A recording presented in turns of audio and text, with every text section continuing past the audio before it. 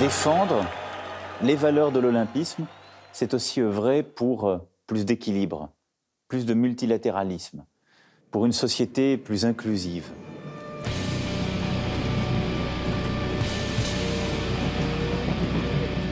Allez, on y va.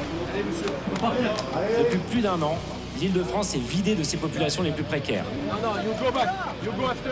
Sans domicile fixe, réfugiés, étudiants. Quelles sont par exemple les perspectives de relogement pour les 7000 personnes sans domicile fixe qui sont actuellement à la rue dans notre région? Donc, Madame la Ministre, moi je vous pose une question simple. Quel sera l'héritage social de ces Jeux Olympiques et Paralympiques? Sur l'hébergement d'urgence, je veux redire que ça n'a pas de lien avec les Jeux Olympiques et Paralympiques.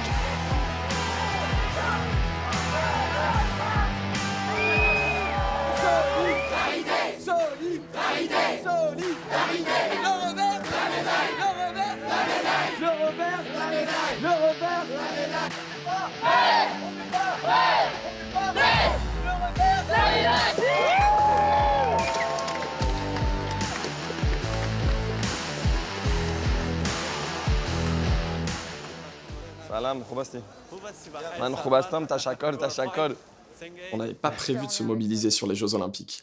Nous, notre taf, notre spécialité, c'est la grande précarité. Les squats, les campements, les bidonvilles, l'exil, l'accès aux droits, l'accès aux soins. Il faut toujours montrer ton recours, ok? Début 2023, on vivait un moment très dur pour toutes les assos et les collectifs concernés par ces problématiques. L'État venait d'annoncer en mars un nouveau système pour en gros vider la région Île-de-France de toutes ses populations les plus précaires, des centres de tri, loin de Paris, loin de la ville olympique, et des bus qui partaient des lieux de vie informels qui étaient expulsés pour envoyer les gens ailleurs et les trier. À la sortie de ces SAS, on apprend que globalement, 40% des gens sont pris en charge, les autres, soit ils se retrouvent à la rue, soit au bout d'un moment, ils sont carrément expulsés du pays. Et ensuite, à l'été 2023, une loi anti-squat qui vient permettre et faciliter toutes ces expulsions et qui est suivie quelques mois après d'une loi immigration qui vient encore plus criminaliser les personnes étrangères. Plus haut, plus haut. Allez.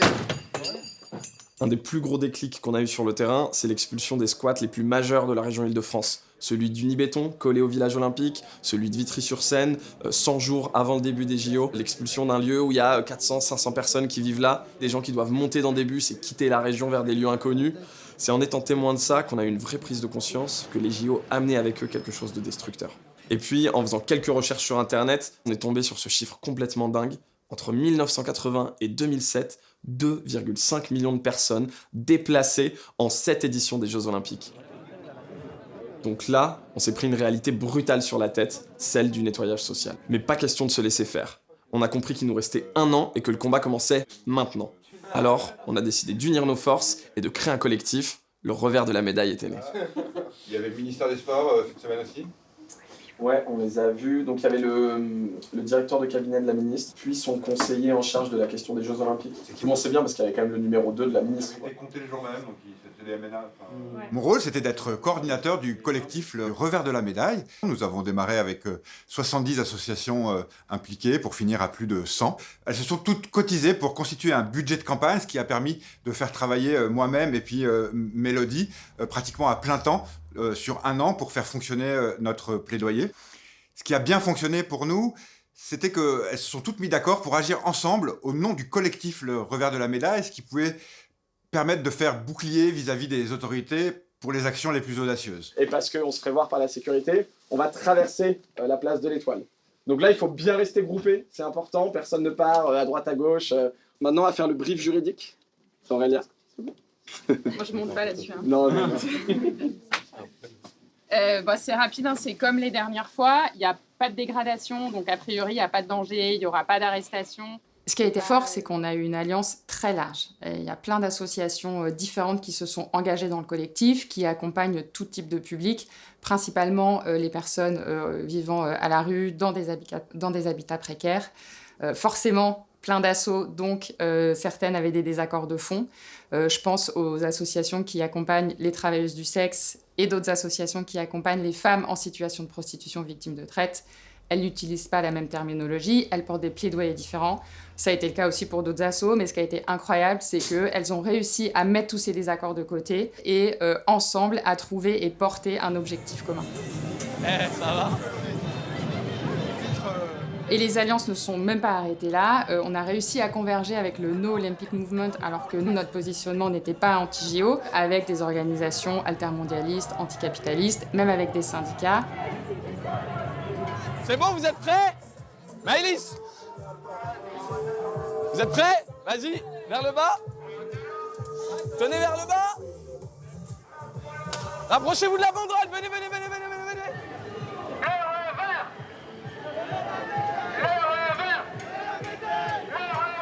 Et on s'est tous retrouvés autour de la contre-cérémonie d'ouverture des Jeux Olympiques qu'on a même organisée ensemble.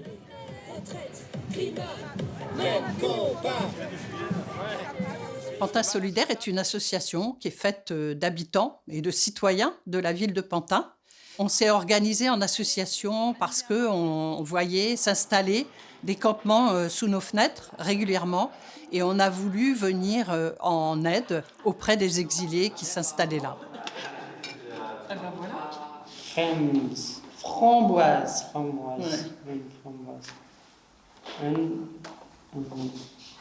Abricot. Et avec le collectif, ce qui est bien, c'est qu'on a pu se retrouver aux côtés d'associations comme Action contre la faim, Médecins du Monde, le Secours catholique. Et on était là autour de la table avec la même voix, la même capacité à construire du plaidoyer. Et donc ça, c'était vraiment important, je dirais, démocratiquement quand même pour la vie du collectif. Mais le collectif, c'était pas que ça, c'était aussi des moments fort tard le soir à préparer nos actions en découpant du carton, en faisant de la peinture, avec des bouts de ficelle. Et vraiment, c'était aussi ça le collectif, c'était aussi de lutter ensemble et dans la joie. Bon, on lance le briefing. Attends, il y a des gens devant encore ou pas? Bienvenue dans la 5e opération du revers de la médaille. Cette fois, c'est notre opération Goliath. Pourquoi Goliath? Parce que notre collectif, là, nos assos avec nos petits bras, on est un peu comme David avec sa fronde contre la machine olympique, l'État français. Le collectif a agi pendant 1 an. 1 an, c'est peu pour lutter contre la machine olympique. Alors ce qu'on vous conseille, c'est vraiment de vous unir le plus tôt possible. Et c'est vraiment dès le début, dès la candidature, qu'il faut se mobiliser. Camion, on est prêt. Ok. Attendez 2 secondes qu'on réunisse tout le monde. Tout le monde est OK sur ce qu'il doit faire. Mettez-vous là, mettez-vous en face. Il faut la banderole en face, les anneaux derrière la banderole. Et 3 torches à gauche, 3 torches à droite. Attention, vous brûlez pas. Et quand je dis Darmanin, vous dites à demain. Ça marche? Notre force, c'est d'avoir organisé 10 actions d'irruption dans l'espace public, avec toujours de nouvelles modalités, de nouvelles cibles, puis des messages hyper forts pour attirer la presse. Magnifique. C'est donc une lettre adressée à Monsieur Darmanin. Voilà, c'est le seul ministère qui nous a pas encore rencontrés, ni même répondu. Ça fait des mois qu'on joue le jeu, qu'on interpelle dans les règles, qu'on fait des courriers, qu'on fait des lettres, qu'on parle par voie de presse. Ils ne daignent nous répondre. Les autres ministères nous disent même qu'ils sont pas sûrs de nous obtenir un rendez-vous là-bas. Et les clés de l'exclusion, c'est eux qui les tiennent donc. On a un beau courrier pour lui. Et on faisait pas des actions pour faire des actions. C'était au début pour faire connaître le collectif des organisateurs des Jeux. Bam, on est allé projeter le revers de la médaille au laser sur le siège de Paris 2024. Ensuite, on voulait interpeller le ministre de l'Intérieur, c'est quand même le principal responsable du nettoyage social. Il y a la boîte aux lettres. Il n'y a pas de problème. À voter.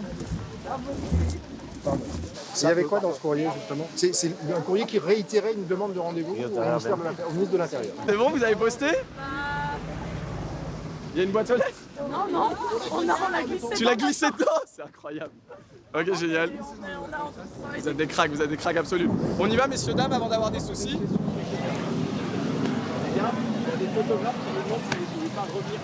La police est venue quelques minutes après que vous soyez partis et ils ont pris l'enveloppe.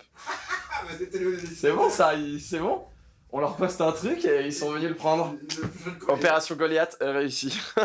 Et à la fin, notre dernière action, on chiffrait le nombre d'expulsions avec des chercheuses et un observatoire interassociatif pour attirer l'attention sur ces chiffres-là. Boum, la Tour Eiffel. JO 20 000 expulsés, 260. On a carrément projeté JO 20 000 expulsés sur la Tour Eiffel, le triste bilan de Paris 2024. C'était des actions minutieusement préparées, avec un collectif de militantes et de militants très très organisés. On est là! Même si les JO nettoient, vous chantez-le! Pour les lieux de vie informels et les personnes à la rue, même si les JO Et ça nous a permis, pendant 1 an, de faire apparition devant des lieux de pouvoir et des lieux touristiques qui sont des symboles dans le monde entier. Allez, hop. Bon. Ça va. Aujourd'hui. Ça a bien marché, non? Ouais. Tout le monde est là? Ouais. On se réunit. Vas-y, on y va. Ça va. Ouais. Let's go. Je suis assistante sociale. Ça fait des années que je vois la situation des gens se dégrader, mais alors là, avec les Jeux Olympiques, c'était encore pire. On a créé une action, on a imaginé 4 groupes répartis dans Paris pour mettre des pancartes autour des statues. On a fait parler les statues.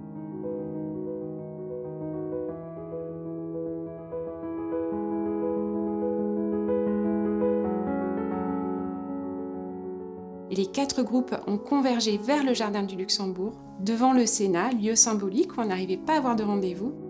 Et on a inventé une épreuve des Jeux Olympiques, un lancer de bouée, sur lesquels on avait écrit les mots des Jeux Olympiques. Les mots MAUX.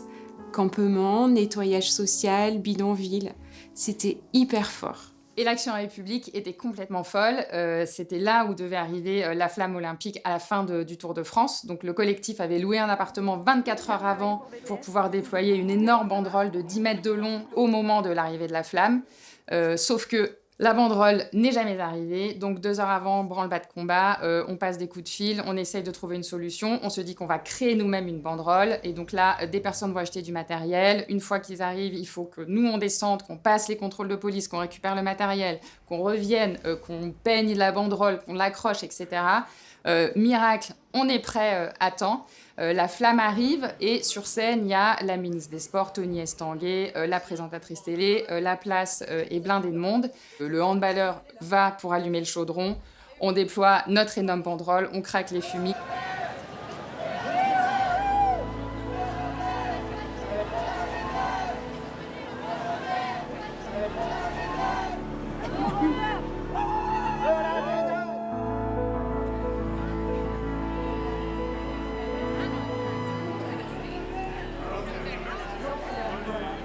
Du coup, tout le monde sur la place se retourne, nous filme, nous acclame, nous applaudit.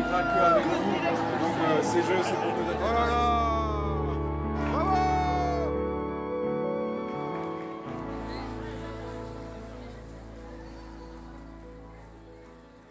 Sur scène, c'est la panique, on voit la présentatrice télé faire des gros signes, ne les filmez pas, lancer d'autres choses parce que du coup c'est un peu panique sur le plateau télé.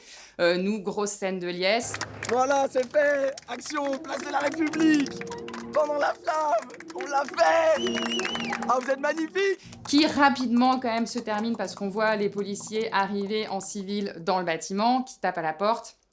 Donc nous, on est un peu interdits. Et là, il y a cette scène un peu lunaire où on entend la musique qui commence dehors, les policiers qui tapent à la porte. Nous, on reste silencieux, mais on danse sur la musique.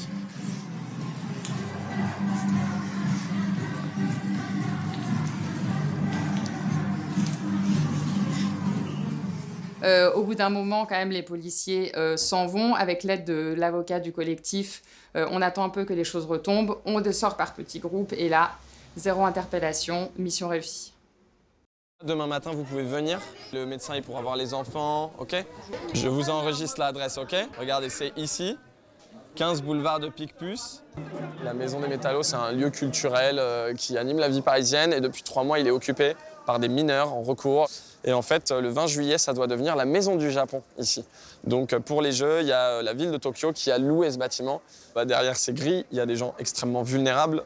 On parle de mineurs. Et ils sont des résistants au nettoyage social et à la machine olympique. On est sur le nettoyage social, on est place de l'hôtel de ville avec des femmes, des bébés, des enfants qui n'ont pas de prise en charge. Et ce matin, orientation en région, comme par hasard. Donc le nettoyage social pour la préparation des JO continue. Et là, on peut vraiment parler de nettoyage social. Nous, ce qu'on a fait émerger, c'est le terme de nettoyage social qui vient d'autres pays qui ont subi les Jeux Olympiques. C'est ce qu'on est en train de voir avec les campements et avec les squats partout en Ile-de-France. C'est à l'approche des JO, ils font le ménage. On est déjà à quasiment 1400, 1500 personnes en 1 an qui ont été dégagées de l'Île-de-France et envoyées dans d'autres régions. Ça fait 1 an qu'elles subissent ce qu'on dénonce, c'est un nettoyage social. En fait, on va arriver à un moment où il y aura eu tellement de nettoyage social, il y a tellement de gens qui auront été dégagés de l'Île-de-France qu'en fait, pendant l'été, les autorités pourront dire « Regardez, il n'y a plus rien à voir. Il y a un grand nettoyage social qui est en cours. Et on arrive... Un terme qui a été ensuite une arme de plaidoyer hyper importante, c'est le nettoyage social. Il a eu un grand retentissement dans les médias, il a été repris. C'est un terme fort et impactant, nettoyage social, et donc on est allé le marteler dans toutes nos interventions pour en faire une référence que les gens pouvaient reprendre et se réapproprier. Au-delà de ça, on n'a pas été dans une logique d'opposition aux JO. À un an des Jeux Olympiques, on savait qu'on n'allait pas les faire annuler. Donc on a plutôt décidé de prendre au mot les organisateurs sur leurs promesses et de leur faire des recommandations sur l'inclusivité des Jeux et l'héritage social. Qu'est-ce que vous proposez ? Nous, ce qu'on propose, c'est d'avoir 20 000 places d'hébergement d'urgence sur toute la France, dont 7 000 en Ile-de-France. On veut aussi qu'il y ait un lieu de premier accueil. En fait, tous les pays du monde, ils ont un lieu de premier accueil pour les étrangers qui arrivent sur le territoire. Nous, on n'en a pas, et donc ça crée des campements et ça crée des démantèlements. Et puis on voulait un mécanisme de prise en charge pour les plus précaires. Nous aussi, on a envie que tout le monde profite de la fête et qu'il n'y ait personne dehors. Mais c'est pas en cachant les gens et en les expulsant, c'est en les prenant en charge avec des conditions dignes, pérennes et inconditionnelles. Grâce à toutes les associations qui sont présentes tous les jours sur le terrain et notamment grâce à l'Observatoire des expulsions en France, on a pu chiffrer concrètement ce nettoyage social. C'est 12 500 personnes qui ont été expulsées et déplacées avant les Jeux et 20 000 au total.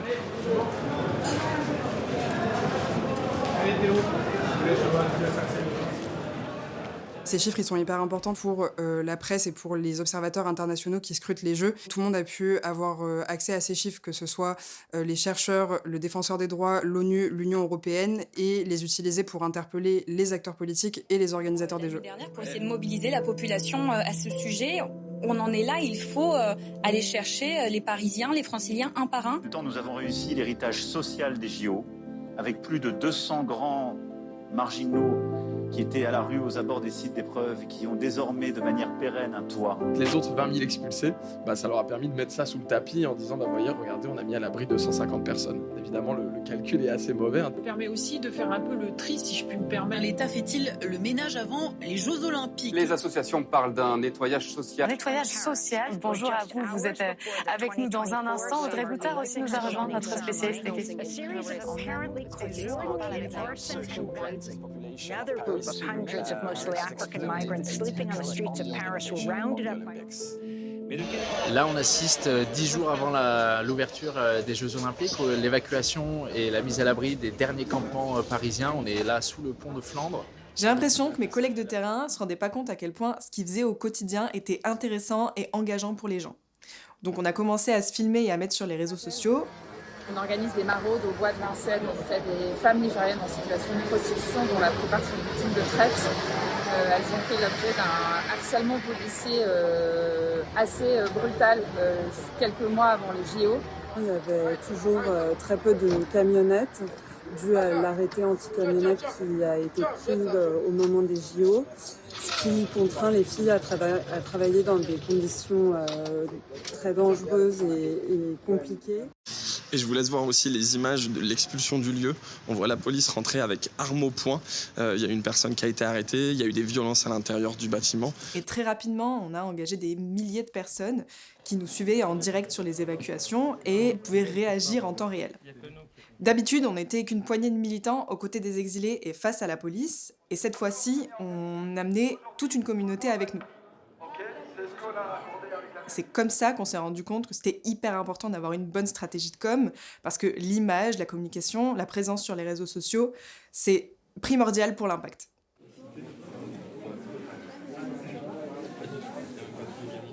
Vu la violence du nettoyage social, pour nous, c'était primordial d'être aux côtés des communautés qui étaient directement impactées. Alors être à leur côté, c'est être vraiment là. Ça fait des années qu'on intervient et quand un lieu de vie informel est menacé d'expulsion, il faut s'organiser politiquement avec les gens. Juste expliquer, dire on est les habitants du rue Gambetta, on est accompagnés par les gens qui nous soutiennent, les associations, les habitants de Montreuil. Et on voudrait juste un rendez-vous avec le maire pour parler de notre situation. Ok. À qui on peut s'adresser? Là, le squat est déjà là, 31 rue Gambetta. Une fois il y a un truc, vous pouvez nous envoyer des courriers et puis nous sommes là. Ok. Voilà. Donc moi-même, je m'engage à écrire sur cette adresse-là. Ok. Une fois contact réétabli avec le cabinet. Ok. Pour vous dire en gros ce qu'il en est. Ok. Je réécris du coup à l'adresse collective, c'est ça? Ouais. Et si ça vous dérange pas de mettre l'adresse de Médecins du Monde en copie, elle est ici. Comme ça, nous, ça fait 2 ans et 3 mois qu'on intervient auprès des habitants. On les a suivis sur plusieurs bâtiments. Et donc on fait l'accès aux soins. On a fait intervenir nos collègues du barreau de Paris qui sont venus avec des avocats du 93 et du 75 pour faire du droit au logement. Donc le but, c'est aussi de faire sortir les personnes de la dynamique de squat. Et là, on rencontre les autorités, on alerte la presse, on fait des manifs avec eux, et puis on est là jusqu'au bout, quoi. Donc, c'est-à-dire que s'il y a une évacuation, le jour de l'évac, on est là, on est en solidarité avec les personnes au moment où ils se font foutre dehors et où ils perdent leur chez eux. Tu veux que je prenne ta tente ou ça va? Tranquille? C'est quoi ton prénom? Comment? Yassani. Moi, c'est Paul. Et puis, il fallait absolument faire en sorte de faire entendre la voix des premiers concernés, tous ces invisibles-là qu'on veut cacher sous le tapis pendant les Jeux. Et ben, il fallait que ce soit eux qui puissent s'exprimer les premiers. Et Dave était à la rue au moment des Jeux Olympiques. Il a vécu lui-même le harcèlement policier et l'éloignement. Dave, you lived the experience of displacement and police harassment and violence during the Olympics. Can you explain to us what happened? When they moved the food bank line from you moved it at least 5 miles from where it was to way far away for people. Okay. And people can't even get the bus, can't afford the bus to go there, so they maybe get a ticket for not having bus fare. On a fait un peu de media training, on les a mis en lien avec la presse du monde entier. Et on a obtenu des choses hyper fortes. Une d'un journal national, Libération, Les Indésirables, avec une femme travailleuse du sexe du Bois de Boulogne et 2 habitants du squat Le Bathyscaphe. On a eu des mamans d'un collectif à Montreuil qui ont répondu à France Inter et dont le reportage a été diffusé en matinale. C'est 2,5 millions de personnes en France qui ont entendu leur voix. La rue, c'est pas facile. Il y a des bandits. La dernière fois, on a dormi à Montreuil, comment on appelle, mairie de Montreuil là. Ils ont arraché mon sac. Voilà les cicatrices là, ici. Mais ici, là, c'est le couteau qui m'a blessé ici. Nous tous, on dormait dehors. Nous-mêmes, on se fait pitié nous-mêmes. Quand tu te rêves comme ça, tu te regardes, tu dis c'est moi, je suis là comme ça. C'est pas du tout facile. Ils vont nous mettre dehors. Si on réfléchit, c'est qu'on a vécu avant. On va aller vécu la même chose. En tout cas, ça ne nous arrange pas.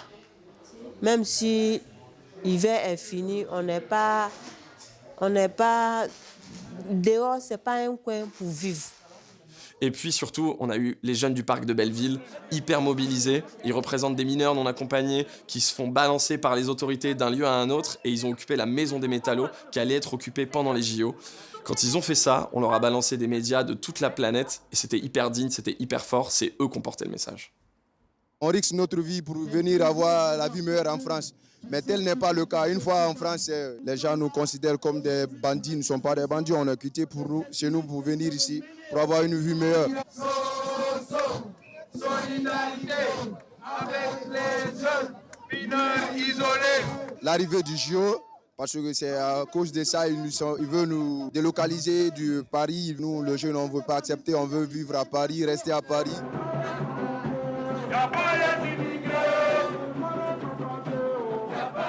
Et évidemment qu'on n'a rien contre le sport et ses valeurs, mais en fait, quand on s'intéresse aux Jeux Olympiques modernes, c'est du nettoyage social, des atteintes aux libertés publiques, un énorme impact environnemental. On se rend compte en les étudiant que c'est une grosse machine capitaliste qui broie tout sur son passage. Ça ne veut pas dire pour autant qu'il faut sombrer dans la fatalité. On peut s'organiser, on peut jouer collectif pour faire ralentir la machine. C'est le baron de Pierre de Coubertin qui criait partout l'important c'est de participer. Et être en solidarité, être en collectif, résister, c'était un peu nos Olympiades à nous.